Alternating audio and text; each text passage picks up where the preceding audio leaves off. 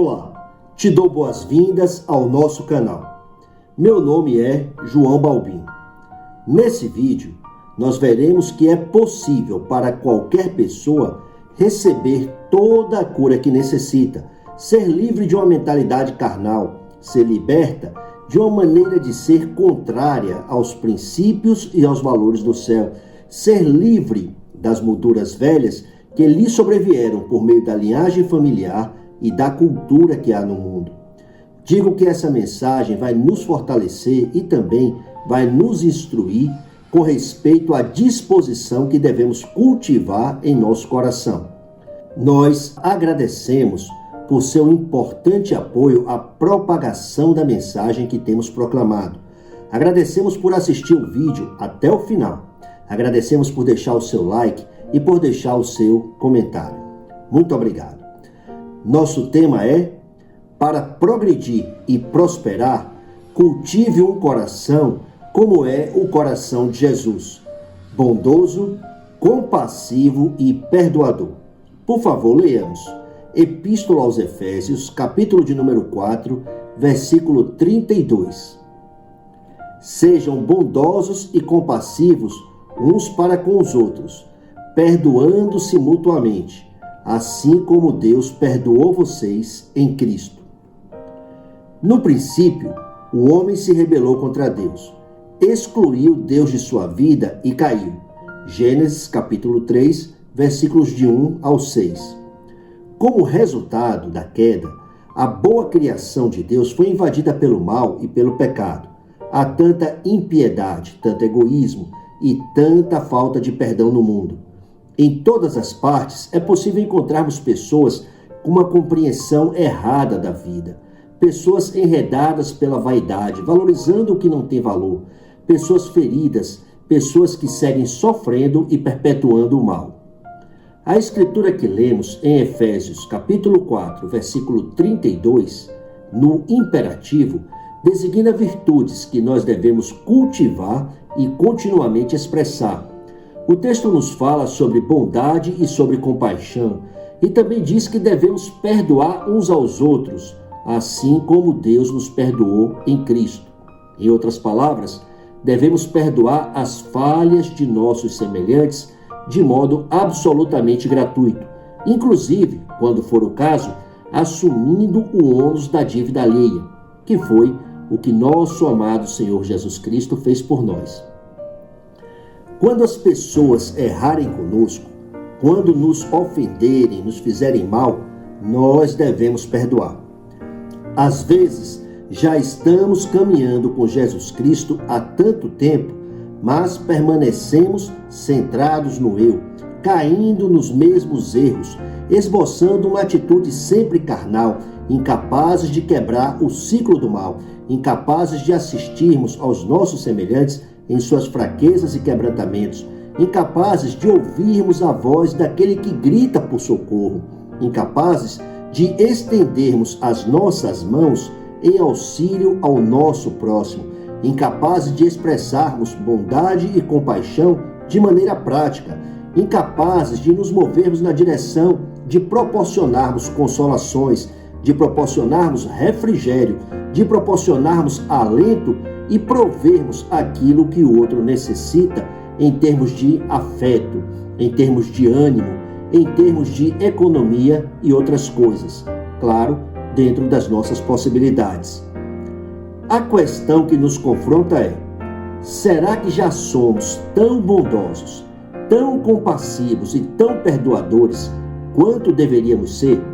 Se a conclusão a que chegarmos for negativa, nós já sabemos que precisamos avançar, promover reformas, procurar progredir. Graças a Deus, por meio do Evangelho, Deus nos abre a porta para nos tornarmos bondosos, compassivos e perdoadores. Em outras palavras, a cura para toda dureza de coração, a cura para toda desumana insensibilidade está no Evangelho de Deus, que é somente Cristo. Nós podemos mudar e nós devemos sempre procurar progredir, mas na direção que a Bíblia indica. É realmente maravilhoso que podemos nos livrar dos nossos antigos defeitos, que nos levaram a agir com os nossos semelhantes de uma maneira não cristã. Nos livrar dos defeitos que nos levaram a agir de uma maneira não piedosa e censurável. Nos livrar dos defeitos que nos levaram a agir de uma maneira insensível, sem levar o outro e as necessidades do outro em grande conta. Que coisa boa que por meio do Evangelho nós podemos experimentar transformação moral e progredirmos para expressarmos qualidades que são próprias da divindade e uma atitude que o céu aprova. A palavra de Deus jamais designaria para nós qualidades que não fôssemos capazes de cultivar e de expressar, nem apontaria numa direção que não fôssemos capazes de seguir. Se Deus, mediante a sua palavra, diz: sejam isso e sejam aquilo outro, façam isso e façam aquilo outro, nós já sabemos que estamos diante de alvos absolutamente tangíveis por meio do verdadeiro poder espiritual. A porta da graça está aberta. Está aberta a porta para todo progresso e toda transformação e toda cura que necessitamos. Agora, nós precisamos tomar posse do Evangelho, confessar o Evangelho, desfrutar o Evangelho e receber a nossa cura pela fé. Entremos com confiança pela porta da graça. Creia em Deus, aferre-se ao pacto e se devocione. Pessoas bondosas e compassivas, pessoas que perdoam aos seus irmãos, que perdoam aos seus semelhantes, como Deus as perdoou em Cristo, são pessoas que entenderam o Evangelho. São pessoas que aprenderam a tratar os seus semelhantes tomando como base aquele tipo de graça que estende amor e estende perdão de forma absolutamente gratuita. O fundamental em nossa jornada da terra ao céu é percebermos o nosso amado Senhor Jesus Cristo reinante, absolutamente soberano sobre todas as coisas, soberano sobre todas as circunstâncias de nossa vida e nos aferrarmos ao pacto, tomarmos posse do Evangelho. Por exemplo, a história de José, Gênesis capítulo 37 e seguintes.